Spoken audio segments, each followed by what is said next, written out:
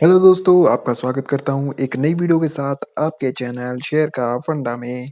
तो हम इसमें बात करने वाले हैं एक ऐसे शेयर के बारे में, बोरोसिल रिन्यूएबल्स के बारे में।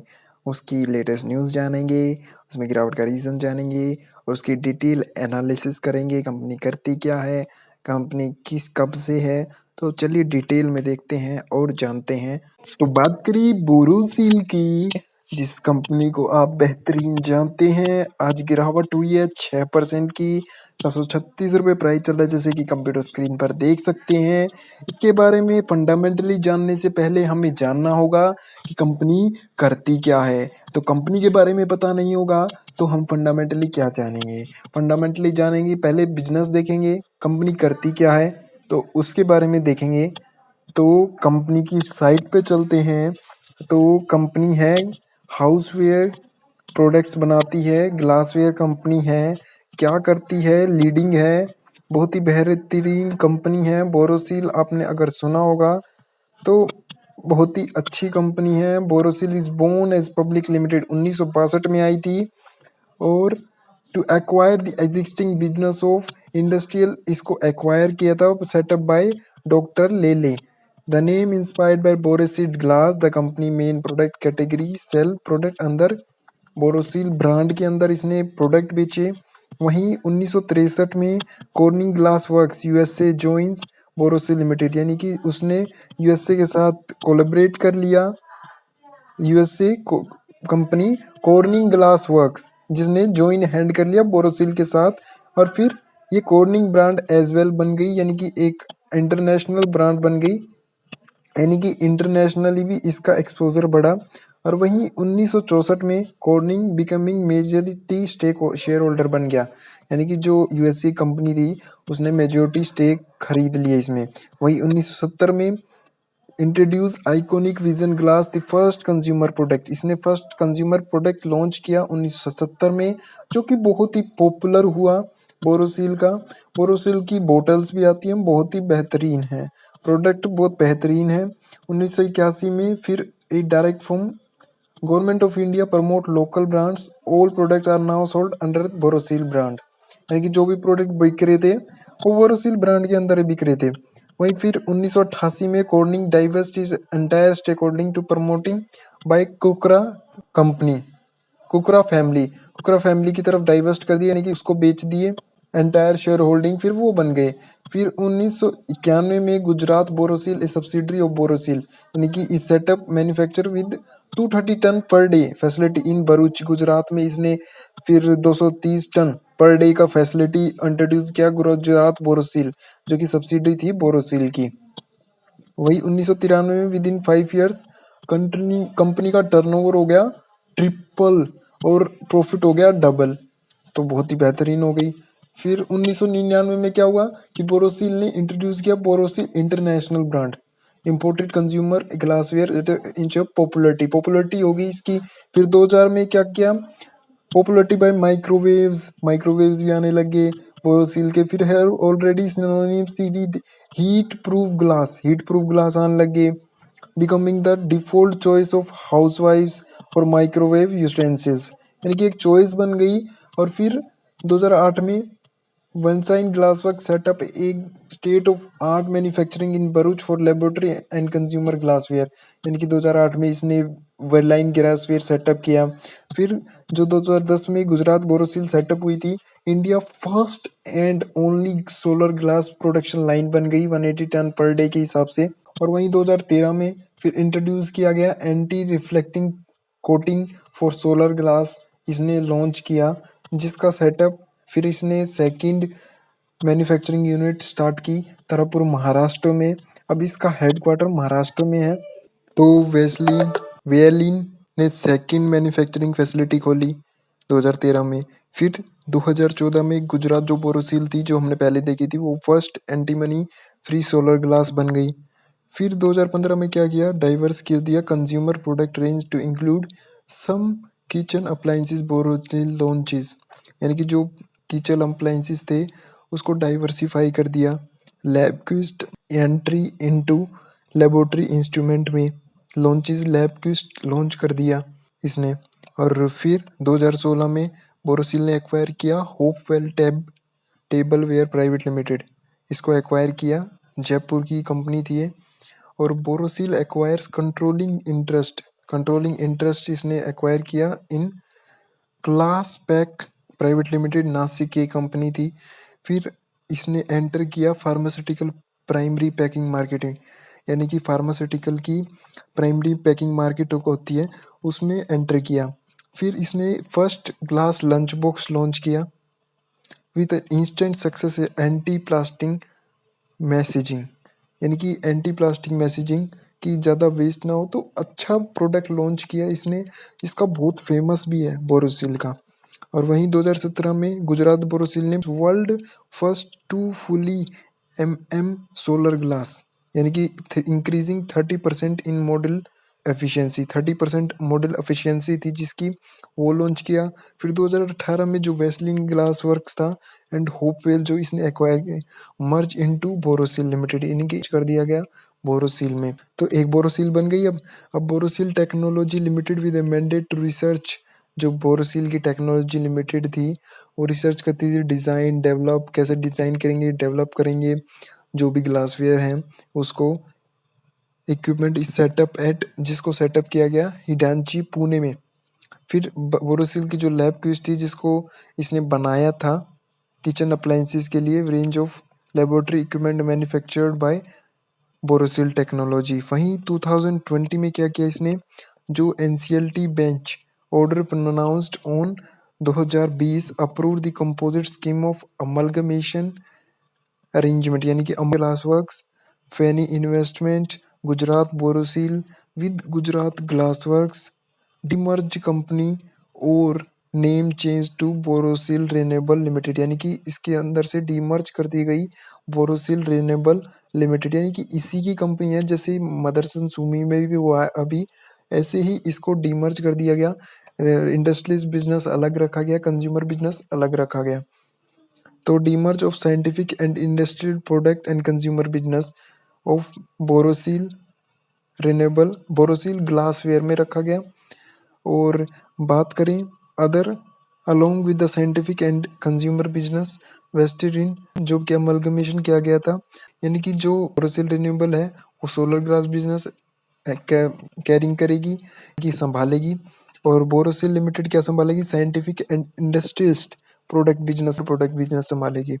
The trading in equity of our company that is Borosil limited commenced on 22 July 2020 on BSC and stock exchange. तो ऐसे इसका विजन हुआ। और विजन क्या है इसका, बहुत ही अच्छी कंपनी है, कंपनी में कोई दिक्कत नहीं है। और बात करें अशोक जैन इसके डायरेक्टर हैं, पी के नेहरू का डायरेक्टर हैं, श्रीवर डायरेक्टर हैं, बहुत सारे डायरेक्टर्स हैं।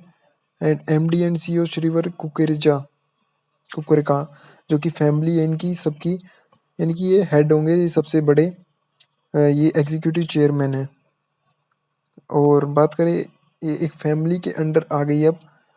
और वहीं बात करें इसकी करती इसके फंडामेंटली स्ट्रॉन्ग है या नहीं है, उसमें जानने से पहले ये कंपनी कहाँ कहाँ है। सिग्निफिकेंट प्रेजेंस है, यूएसए में भी है, नीदरलैंड में भी है, बहुत सारी जगह है।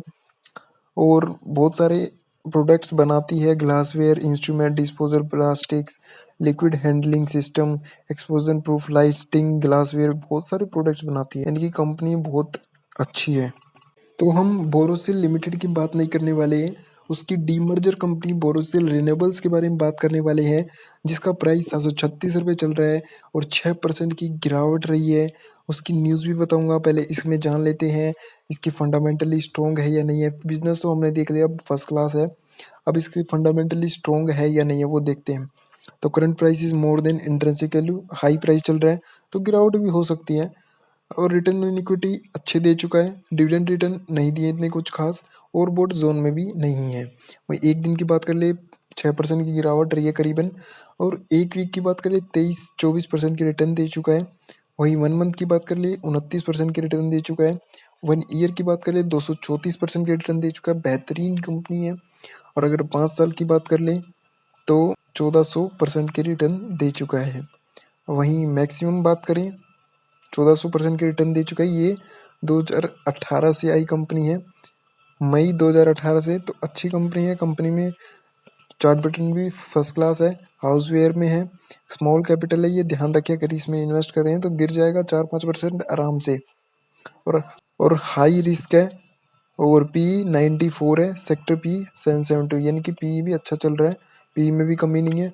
अब हमें देखना है कि फंडामेंटली कैसा है, कंपनी की इनकम क्या है, कंपनी की बैलेंस शीट में क्या है, वो भी देखेंगे। तो कंपनी की इनकम स्टेटमेंट की बात करें तो रेवेन्यू में कितनी ग्रोथ हुई है, 14 से साढ़े 14.5%, और इंडस्ट्री एवरेज सिर्फ 5% है।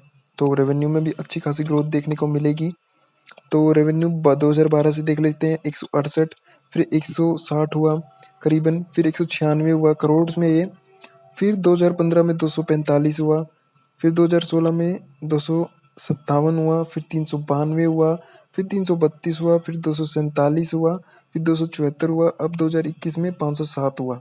तो बेहतरीन है रेवेन्यू। तो नेट इनकम की बात कर लें तो नेट इनकम 32 था, फिर 19 हुआ, फिर 33 हुआ, फिर 49 हुआ, फिर 15 हुआ, फिर 126 हुआ 2017 में, फिर 46 हुआ, फिर 46 हुआ, फिर 2020 में कोविड आ गया तो ज़ीरो पे आ गए थे। और वहीं बात करें कंपनी की, अब 2021 में 7 चल रहा है, यानी कि ठीक ठाक है। नहीं, 7 नहीं, 89 चल रहा है, तो अच्छा खासा है। और वहीं बात करें ईपीएस की, 0.41, 0.78, 1 आ गया था 2015 में, फिर 0.37 आ गया, फिर 3 आ गया, फिर 1 आ गया, फिर 1.25, फिर 2020 में तो डूब ही गया था एक तरह से, नॉट प्रॉफिट नो लॉस पे चल रही थी एक तरह से, ज़्यादा प्रॉफिट नहीं था। और फिर 7 ईपीएस पे आ गया, 7 पे, 60 7.5 पे, तो अच्छा खासा चल रहा है। आने वाले टाइम में ग्रोथ देखने को मिलेगी, और प्लास्टिक का बिजनेस कभी बंद नहीं होने वाला, और इसका तो बहुत ही अच्छी ब्रांड है। करंट एसेट्स की बात करें 446 चल रही हैं, और वहीं लॉन्ग टर्म डेप्थ घट रहा है, पहले 0 था 2018 में, फिर 2019 में 23 हुआ, फिर 76 हुआ, फिर 60 है करीबन, कुछ ज़्यादा भी नहीं है। तो अच्छा स्टॉक है लॉन्ग टर्म के लिए, अगर किसी के पास है तो होल्ड कीजिए। ये गिरावट का रीज़न बताऊंगा, कम इन्वेस्टर को अच्छा नहीं लगा, इस वजह से प्रॉफिट बुकिंग देखने को मिली। रिजर्व एंड सरप्लस की बात करें 819 -10 -18 70, यानी कि इसमें अगर इन्वेस्ट करें तो ये मान के चले 5 से 10% आराम से गिर जाएगा।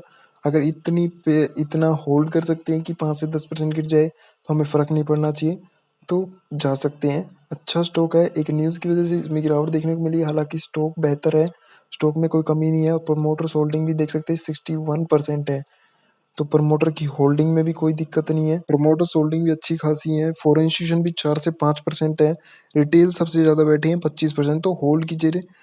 और अदर पार्टीज भी 7 से 8% है, म्यूचुअल फंड है नहीं इतने ज़्यादा। और बात करें अच्छा स्टॉक है, लॉन्ग टर्म प्रोस्पेक्टस से इसमें रखें, शॉर्ट टर्म ना रखें। और वहीं बात करें इसके रिजल्ट देख के ही इन्वेस्ट करें, अभी रिजल्ट की कोई अनाउंसमेंट नहीं हुई है कि रिजल्ट कब आएंगे, तो रिजल्ट आने के बाद ही इन्वेस्ट करें अगर कोई नया इन्वेस्टर है, क्योंकि अगर इसमें रिजल्ट थोड़े भी डाउन देखने को मिलते हैं ना, तो अच्छी खासी करेक्शन देखने को मिल जाती है। तो एक बार रिजल्ट भी देखें, रिजल्ट कैसे आएंगे। वहीं इसकी न्यूज़ आ रही थी, इसी वजह से इसमें डाउन देखने को मिल रहा। हालांकि स्टॉक अच्छा है, अगर किसी के पास है तो होल्ड कीजिए, अच्छा स्टॉक है, लॉन्ग टर्म प्रोस्पेक्टस है। तो इसमें न्यूज़ आ रही थी, outcome of board meeting held on 25 April की, इसमें न्यूज़ आई इंटीमेशन डेटेड 20 अप्रैल को इंटीमेशन दी थी इन्होंने। Board of director of Borosil renewables in furtherance global business expansion plan, इसके प्लान्स थे, as authorise to acquire overseas subsidy to acquire incorporated in Germany, जो कि जर्मनी में इनकॉर्पोरेट हुई है, एंड लियंस्टीन्स में इनकॉर्पोरेट हुई है subsidiaries, 100% stake in Interfloat corporation and GMB glass manufacture ब्रांडोर जीएमपीवी, यानी कि 100% स्टेक खरीद लिए। और engaged in the solar glass manufacturing business, जो कि एंगेज्ड हैं, जो कि खरीदी हैं, वो किस में है, सोलर ग्लास मैन्युफैक्चरिंग बिजनेस में है, सेल्स एंड डिस्ट्रीब्यूशन में है इन यूरोप। तो ये अपने बढ़ाने के लिए इन्होंने इस वजह से इनमें स्टेक खरीदा, तो इन्वेस्टर को पसंद नहीं आएगा, हाई वैल्यूएशन पे खरीदा होगा, इस वजह से इसमें दिक्कत देखने को मिली। तो इन्होंने एक्विजिशन कर लिया 100% share capital in Interfloat and GMB, और इसी वजह से इसमें दिक्कत देखने को मिली, और कोई रीज़न नहीं था कि इसमें दिक्कत देखने को मिली। हालांकि बोर्ड ने अप्रूव किया execution of share purchase agreement between the company subsidiary HSTV glass holding GMP and blue minds and execution, ये सब दिया हुआ है कि एक्वायर कर लिया इन्होंने बिजनेस। और वहीं दूसरा preference issue of equity share of the company subject to the approval acquired both authorized and allotment of equity shares to the company equivalent to euro 2 crore 25 lakh for consideration other than cash of जो cash consideration कर दिया कुछ तो, और कुछ share equivalent कर दिए swap of shares, कितने 2 करोड़ 25 लाख के प्रेफरेंस शेयर्स जो इंटर फ्लोट को दे दिए। तो इस वजह से दिक्कत देखने को मिली और कोई रीज़न नहीं है। Not exceeding 50% of EBIT 275 crore का एक्विजिशन किया है, प्रपोज ट्रांजैक्शन की है, इस वजह से हाई वैल्यूएशन पे खरीदी है, इस वजह से इसमें दिक्कत देखने को मिली और कोई रीज़न नहीं है। और GMP इनकॉर्पोरेट जो इनको इन्होंने खरीदी है कब इनकॉर्पोरेट हुई थी 2007 में, वही इंटरफ्लोट 1983 में। तो एक हाई वैल्यूएशन पे खरीदी है, वही रेवेन्यू तो ओवरऑल ग्रोथेबल है, दोनों कंपनी अच्छी हैं, बट एक हाई वैल्यूएशन पे खरीदना भी एक इन्वेस्टर को पसंद नहीं आता, जिस वजह से इसमें गिरावट देखने को मिलती है और कोई रीज़न नहीं है। So thank you very much and take care and bye bye. Next video में मिलते हैं। अगर वीडियो अच्छा लगा हो तो चैनल को सब्सक्राइब कर देना एंड वीडियो को लाइक कर देना।